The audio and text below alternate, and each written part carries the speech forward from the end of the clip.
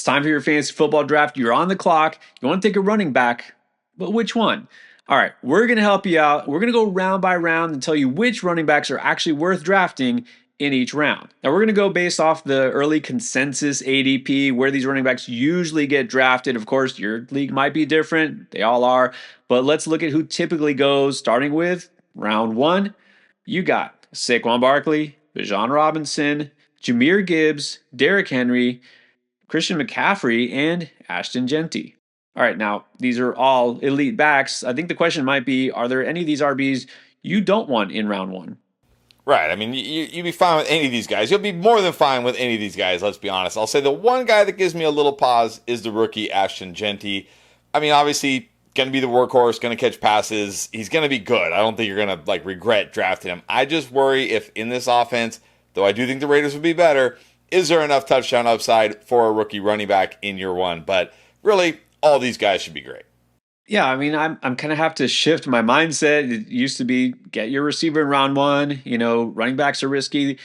Things changed last year. The rookie, of course, there is risk because we just don't know what this Raiders offense is going to look like. I think Jeanty will be fine. So generally speaking, I'm not against taking any of these RBs in round one. Now, you still got some borderline elite running backs, at least you hope they are if you take them in round two. Jonathan Taylor, Devon Achane, Josh Jacobs, and Bucky Irving. So same thing applies. Are all these guys just pretty much easy picks here? All except one, and that is Bucky Irving. The other three, workhorse running backs, tremendous upside. We know they're good players. Bucky Irving's the one that gives me a little pause. Not that I think Bucky Irving will be bad, but if he doesn't have elite efficiency like he did last year, and efficiency is hard to duplicate year over year, and if those touchdowns don't go significantly up, and if Rachaad White is still involved, not sure Bucky's going to be worth a second-round pick. I'd rather get him one round later. But the other three, I'm happy with any of them. Yeah, I'm with you on Bucky. Look, great rookie season. He should still be really good, but I just don't know if I like him better than the other options or the other receivers that might be available in round two. So I prefer to wait on Bucky. And if I had my pick here, look, Devon Achane is borderline first round pick. We see him go in the first sometimes. I think he's got to be your first choice here. And then I love taking JT. And then after that, I think Jacobs is solid and Bucky is, I wouldn't say risky, but I'd rather wait. Still some big names available in round three. You've got Kyren Williams, Breece Hall, James Cook, and Chase Brown. Do you have a strong preference here? Definitely Chase Brown, the strong preference. This guy should be going around earlier than this. So anytime I can get Chase Brown in round three, I'm doing it. Workhorse running back in an elite offense. Yeah, give me that all day. I'll also gladly take Kyren Williams here. Yeah, he doesn't have the ceiling of some of these other guys, but he gives you a very high weekly floor. We know what we're getting with Kyren Williams. James Cook and Breece Hall is where it gets tough for me. I'll say James Cook, I like him this year, but I feel like third round's a little too early. I do worry we're going to see some regression, touchdowns, and things like that. I think it's too early. And then Breece Hall's the guy. I'm on the fence. Obviously, the talent is there, but I do worry about the whole committee talk. So for me, it's probably just Kyren or Chase Brown with an emphasis on Chase Brown. Yeah, completely agree about Chase Brown. Look, if you want to start your draft wide receiver, then totally fine with Chase Brown as my RB1 in fantasy. I think he might deliver first round value. As far as Breece Hall, it's been kind of a roller coaster ride for me. I was in on him completely before the draft process. And then I kind of had to back off because I was worried about Aaron Glenn's comments, how he's going to be used. I'm back in. Justin Fields actually likes to check the ball down quite a bit, even for a mobile quarterback. Breece Hall will get a lot of receptions. I think this offense will definitely be better than last year. And they kind of gave him a vote of confidence. So I think I'm okay with Breece here. Now you're still looking for an RB in round four. You got plenty of options. Guys like Chuba Hubbard, Alvin Kamara, Kenneth Walker, Joe Mixon, James Conner, and Omarion Hampton, the rookie. All right, let's sort through this. Who do you like and who you don't like in this particular range? Well, my two favorite picks here by far are Kenneth Walker and Omarion Hampton. Walker, I've talked up a ton. I think he's going to have his best year ever. I think he's going to smash this year. Hampton, with a Najee injury, is now set up to be the guy from week one.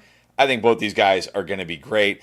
Alvin Kamara would be number 3 for me. I still like him in your PPR leagues. In non-PPR, no, thank you. But in your PPR, I still think he's going to catch 60, 70, 80 passes. So I'm going to take that here.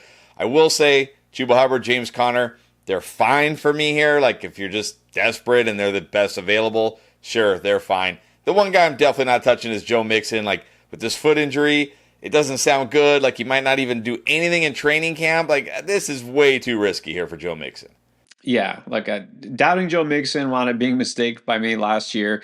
I think we can reasonably have some doubt here because he might finally be breaking down. You don't have to touch him this early at the very least. I will say I'm also a little nervous about Alvin Kamara. Eh, I don't want a guy who looks good early and then falters late. He's done that for 2 straight seasons. And let's just face it, you don't want a running back in a bad offense. The Saints might actually have the worst offense in the NFL this year, legitimately. So it's just too risky for me. I would rather take the, I guess, relative safety of a guy like Chuba Hubbard. I still think is going to be a workhorse back. I'm big on the Carolina offense, taking another step forward under Dave Canales. We saw the progress last year. So I like Chuba here. I love Kenneth Walker as well. And I think we have to be high enough on Hampton to say he belongs here too. Now in round 5, Monty's all by himself. Got David Montgomery, the only RB being taken in this range right now. You got to feel good about Monty here. Yeah, he doesn't have a tremendous ceiling. He gives you a very safe weekly floor. Nothing wrong with Monty here. I mean, solid as you can get. We like to chase ceiling, but in this case, if you're waiting, and especially if you want to start with sort of a zero RB draft and you can wait, especially if you can wait till the end of round 5 and get Monty, nothing wrong with it. All right, now in round 6, got an interesting mix here, including a couple of rookies. RJ Harvey, Caleb Johnson, Tony Pollard, Aaron Jones, and Isaiah Pacheco. Who do you like here? Well, my two favorite by far are RJ Harvey and Tony Pollard. I'll probably give Pollard the slight edge because I feel like he's going to be the workhorse from week 1, and RJ Harvey does have J.K. Dobbins, who we'll talk about later. But I still like RJ Harvey's potential, especially in the second half of the season when it really matters. I'm also okay with Caleb Johnson here. Again, kind of like Monty, I feel like he's going to be more of a floor play than a ceiling play, but that's okay. I'll say the two guys I'm not drafting, Pacheco, the Chiefs committee, who knows how that backfield is going to shake out, and Aaron Jones. We're already hearing he's going to lose goal line work to Jordan Mason. Might lose early down work as well. No thank you to Pacheco and Jones. Yeah, I'm always hesitant when it comes to Chiefs running backs. You know this. I like Pacheco. I just don't like him here. Give me the higher upside of guys like RJ Harvey. He's been one of my favorites from months ago. I'm still all in on Harvey. I get that it might take some time for him to really work into the lead back role, and Dobbins is there. But, I mean, Harvey has the highest ceiling out of all of these guys by far. I think Pollard is a really solid option here too. As far as the rest, I probably would pass. And that even includes my boy Caleb Johnson, who I love as a player, but let's face it, the situation in Pittsburgh is not great. And I just don't think that I can pull the trigger here. Now, round 7, 2 players. It's DeAndre Swift, Travion Henderson. This feels like potential gold mine for running backs. I agree. There's only 2 here, but I love both of them. DeAndre Swift, the workhorse running back in a Ben Johnson offense behind an improved offensive line. Travion Henderson could be this year's Bucky Irving, except even better because he might catch, 50-plus passes in an offense with not very good running backs. Yeah, give me either of these guys. Love them both. Yeah, I mean, if you're going to wait on RB2, this is what you're waiting for. Surprised to see Henderson this low, honestly, even below those other 2 rookies. I think he should go higher. I would take him as early as round 5 even. That's how big I am on Henderson. Eventually becoming a 3-down back. For a Patriots offense that's, let's face it, going to be pretty conservative. Run the ball a lot, dump the ball off a lot. And DeAndre Swift could have his best season ever reunited with Ben Johnson. Now in round 8, very similar. We got 2 running backs, a veteran and a rookie, but very different situations here. Brian Robinson Jr. and Quinshawn Judkins of Cleveland. This is the exact opposite of round 7 for me. This is the round where I'm like, yeah, I don't have to draft a running back here. I mean, B-Rob will be fine, but come on, I can get fine anywhere in the draft, honestly. And Judkins, not even signed to his contract yet. Who knows when he's even going to play, if he's even going to play. Yeah, I don't need a running back in round 8. No, there's no reason to touch Judkins at all, honestly, especially this early. And look, I was pretty high on B-Rob last couple of years, thought he was way undervalued. I think now he's fairly valued, but we could probably do better with some more upside, even if we wait a round or 2. All right, now we're getting to, let's say, maybe backup territory, more like your low-end RB2, maybe high-end RB3. You got Tyrone Tracy, Jordan Mason, Jaylen Warren. Would you be comfortable if any of these guys were, let's say, your starting running back in week 1? I'd be fine with Jordan Mason as my RB2. I mean, this guy we talked about, he's going to be the goal line back. He's got weekly touchdown upside. I mean, he doesn't have a massive ceiling in this offense, but he gives you a safe floor. Tracy, Warren, I'm not really doing it. I understand I could be wrong, especially on Tracy. I understand I could be wrong. I just love Scattaboo. I think he's the guy I want in that backfield. Warren, I mean, come on. We're always following Warren, whatever. He's fine. I don't want fine. So Jordan Mason or bust here. All the way I see it, Warren is a decent fallback option as your backup running back in a PPR league because he'll catch passes. Mason is fine in a non PPR or half because he'll score touchdowns. I'm still going to take some chances on Tyrone Tracy. I think he's going to be the lead back, and I think he might hold on to that job. Look, he's a talented receiver. He's converted receiver, got good hands. This offense is definitely going to be less bad than last year. I like his explosiveness. I mean, I still think there's some upside here, so I'll take a chance on Tracy, if anything, in this round. Now, in round 10, you didn't take a chance on any of these guys. Got Travis Etienne, Najee Harris, Zach Charbonnet, J.K. Dobbins, or Cam Scatterboot.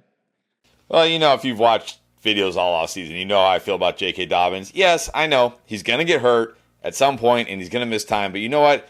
If I get what I got last year, which was 13 games of RB2 or better production in round 10, that's a steal. I'm taking it. And I love Scattaboo. I think he could be a guy, again, even from week 1, maybe he's already involved here. So I'll take these two guys. Etienne, Najee Harris, last year I think we were one of the few people saying don't draft Etienne in round 2. Not going to draft Etienne this year, and Najee with the eye, no chance. Charbonnet, yeah, he's an elite handcuff, but why would I draft an elite handcuff here when I can get guys like Scattaboo and Dobbins who I think are actually going to contribute from week 1? Yeah, look, Etienne, I'm not drafting basically anywhere. Why not just wait several rounds and take Tank Bigsby, who's probably the lead back? Charbonnet, why draft him? Wait until he's on the waiver wire and pick him up if Kenneth Walker gets hurt. He's not going to have standalone value. I thought Najee Harris was going to be great value here until the eye thing, and now I think we just have to be almost completely out because we don't know anything. J.K. Dobbins, I think, will be fine. I understand he'll probably start the season in that lead role, and so he still has value, even though I love R.J. Harvey.